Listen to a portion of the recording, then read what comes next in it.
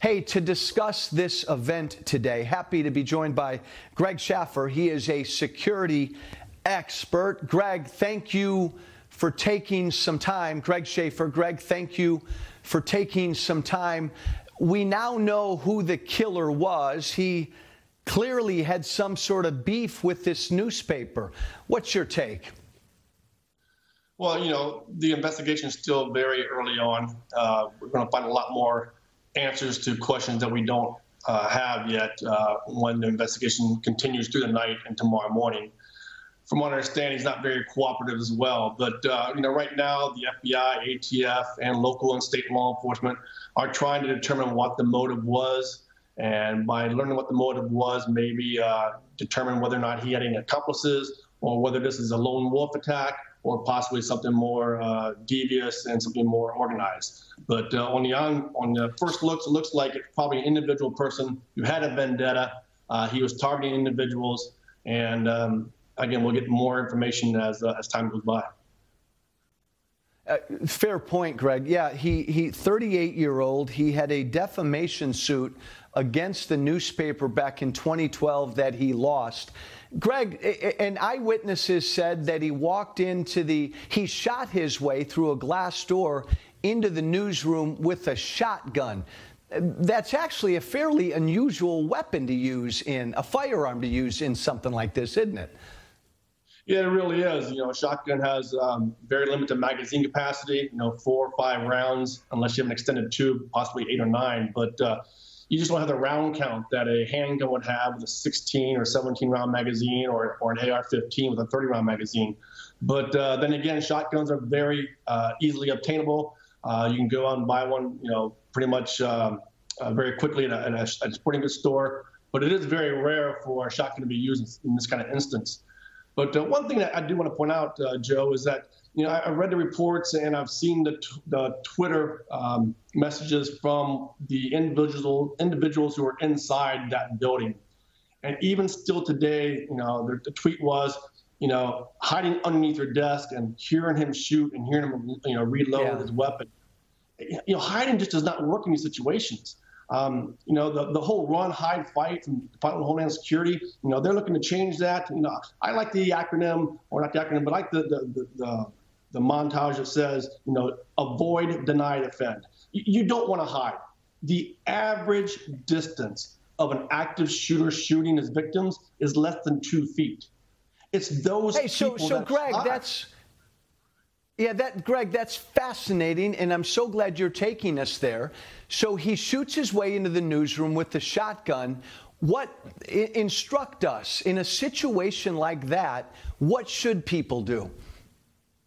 First and foremost, you've got to move. You got to get off the X. There are YouTube videos, Joe, of an attorney being chased around an oak tree. I believe it was outside a courthouse in Alabama, where a disgruntled client of his is chasing him on an oak tree, firing 12 rounds, and the attorney never gets hit.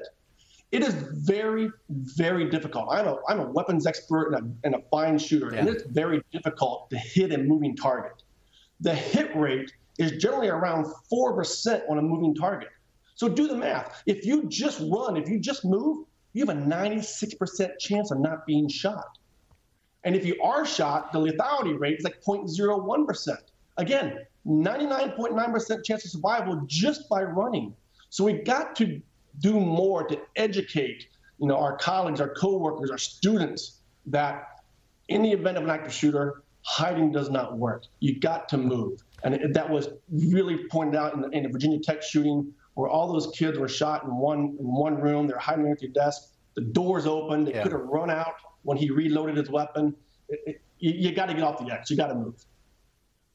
Well, Greg, you make a great point. All the eyewitnesses said immediately they hid under their desks. Now, what if, he walks in, he shoots his way in. What if that's the only exit in that room? What would people do? Still move. I mean, I tell my clients that, if you're stuck in a room, run around in a circle until he has to reload. And with a shotgun, he's got to reload pretty often with a 4 or 5 round magazine capacity. So wait till he shoots you 4 or 5 rounds and run out the door, or bum rush him. Grab the weapon. Once you grab that weapon, he can't use it. But hiding does not work. You've got to move. Even if it's in a confined space, you've got to move. And Greg, and we don't, you're right, we don't know this yet. We just know he lost a defamation suit 5 years ago against the paper. It appears that he had a beef against the paper. I mean, if it turns out that he issued threats, or is there anything a newspaper can do to protect themselves and their employees in a situation like this? Well, you got to have training. Fear comes from not knowing what to do in a critical incident. If you have awareness and preparedness, if you train, then you know what to do in these kind of situations. So training is key. And Joe, in all these instances too, there are always pre-incident indicators. And maybe in this case, those pre-incident indicators were the social media threats. Maybe, and we may find this out later on, maybe that's why there was such a quick response by police, by law enforcement. They were there in 60 seconds. That's very rare. On average, nationwide. Why was that, Greg? Why was that? Why were they there so quickly? We don't know the answer to that yet. I'm thinking maybe because of the social media threats, that they were in the area because those threats were made, they were taking them seriously, and they had units staged nearby. Again, that's speculation on my part, but hopefully we'll get to the bottom of that, get the details of that later. But because, again, 60 seconds response is just, it's incredible, and I tip my hat to them for that. Nationwide, the average response for police is 12 minutes. And the average active shooter response is 8.5 minutes. So you have to own that time. This was an extraordinarily quick response. And again, Greg, for everybody watching us right now, the worst thing you can do is try to hide under a desk. That is correct. You try. If you can't get out. I so appreciate. No, Greg, thank you. I'm sorry, I got to hop. I so appreciate that. Great advice. Thank you so much for coming on, my friend. I really do appreciate it. We are at the beginning of the third American Revolution in this country. I will explain.